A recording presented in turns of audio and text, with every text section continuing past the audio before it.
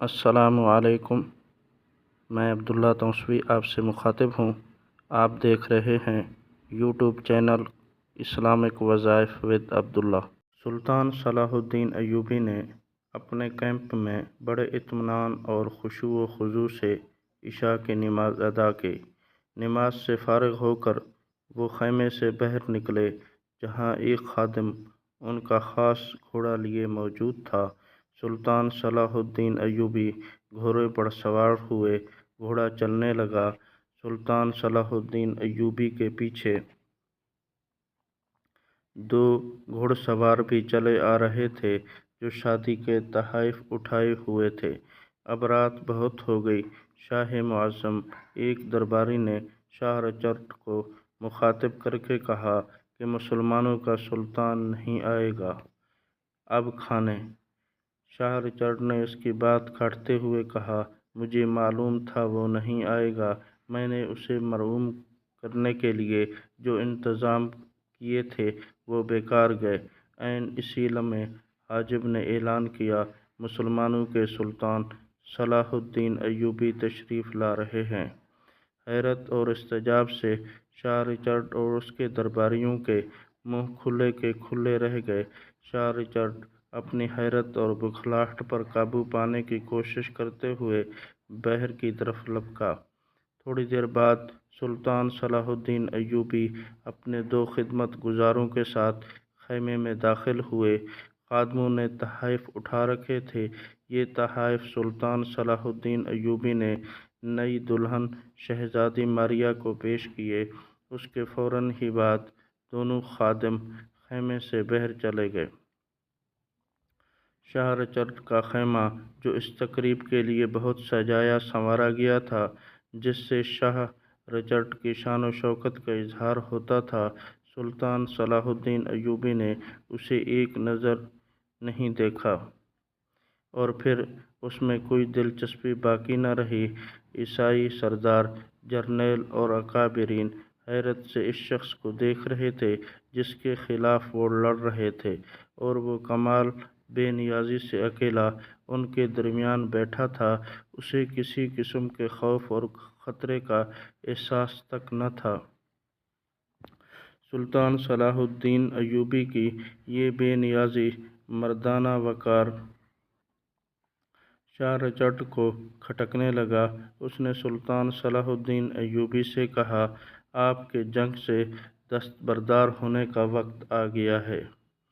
مگر کیوں؟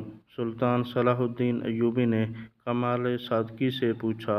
وہ اس لیے کہ یروشلم پر عیسائیوں کا حق ہے، یہ ہمارا مقدس مقام ہے۔ پھر ساری دنیا کے عیسائی یروشلم کی سڑ دھڑ کی بازی لگائے ہوئے ہیں، آپ جیت نہیں سکیں گے اور بلا وجہ مسلمان سپاہیوں کی موت کا باعث بنیں گے۔ سلطان صلاح الدین ایوبی کا چہرہ بے تاثر تھا، وہ کسی بات سے اثر نہیں لے رہے تھے۔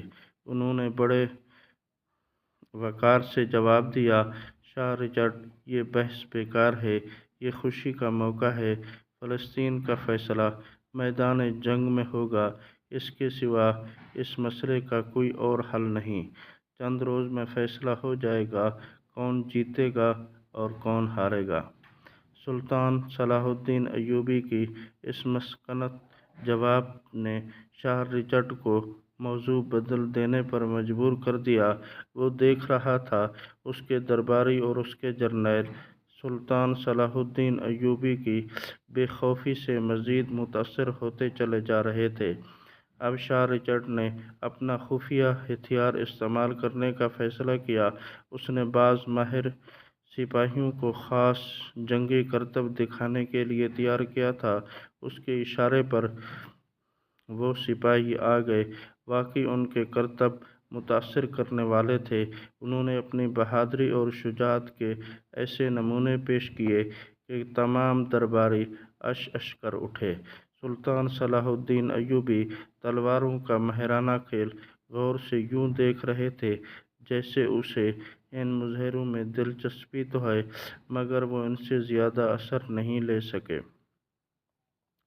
مظاہرے ختم ہوئے تو شاہ رچرڈ نے بڑے فخر سے کہا، سلطان، آپ نے دیکھا میرے پاس کیسے کیسے سپاہی ہیں، کیا آپ کے سپاہی ان کا مقابلہ کر سکیں گے؟ اس لیے میں کہتا ہوں آپ جنگ ختم کر کے چلے جائیں۔ سلطان صلاح الدین ایوبی اپنی نشست سے اٹھے، انہوں نے اپنی ہلالی تلوار نیلام سے نکالی، اس کی آب و تاب سے دیکھنے والوں کی آنکھیں خیرہ ہونے لگیں۔ سلطان کے چہرے پر بلا کا وقار تھا، انہوں نے آہستہ سے کہا کہ میں صرف ایک چیز دکھاتا ہوں، پھر آپ جواب دیجیے گا، کیا آپ کا ایک بھی سپاہی تلوار کے ایسے ماہرانہ استعمال کی صلاحیت رکھتا ہے؟ یہ کہہ کر سلطان صلاح الدین ایوبی بڑے وقار سے چلتے ہوئے دلہن شہزادی ماریہ کے پاس پہنچے، اس کے سامنے سر کو قدرے جھکا کر انہوں نے بڑے نرم لہجے میں کہا، شہزادی، کیا میں آپ کا یہ انتہائی مہین ریشمی دوپٹہ لے سکتا ہوں؟ سب نگاہیں سلطان صلاح الدین ایوبی اور اس کی تلوار پر جمی ہوئی تھیں۔ شہزادی ماریہ بھی بوکھلا گئی۔ ہاں سلطان معظم، آپ لے سکتے ہیں۔ اس نے کانپتے ہاتھوں سے اپنا قیمتی سفید رنگ کا بہت ملائم، بہت مہین ریشمی دوپٹہ اتار کر سلطان کے سامنے پیش کر دیا۔ سلطان نے شکریہ ادا کر کے وہ دوپٹہ لیا اور شاہ رچرڈ پر ایک نگاہ ڈالی، پھر وہاں موجود تمام جرنیلوں، درباریوں کو وقار بھرے انداز میں دیکھا اور وہ نازک دوپٹہ ہوا میں اچھال دیا۔ اس سے پہلے کہ وہ دوپٹہ زمین پر آتا، سلطان نے لپک کر اس پر ایک تلوار سے وار کیا اور وہ دو ٹکڑے ہو گیا۔ سلطان صلاح الدین ایوبی نے اپنی تلوار نیام میں ڈالتے ہوئے کہا، کیا شاہ رچرڈ، آپ خود یا آپ کی فوج میں کوئی ایسا سپاہی ہے جس کی تلوار ایسے نرم اور مہین دوپٹے کو کاٹ سکے؟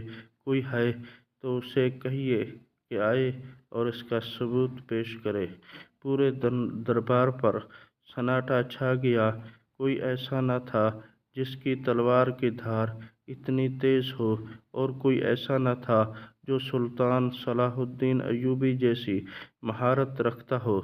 سلطان صلاح الدین ایوبی متانت سے کھڑے رہے، پھر جب کوئی نہ آیا تو انہوں نے جانے کی اجازت لی اور اعتماد کے ساتھ قدم اٹھاتے ہوئے اکیلے ہی خیمے سے باہر نکل گئے۔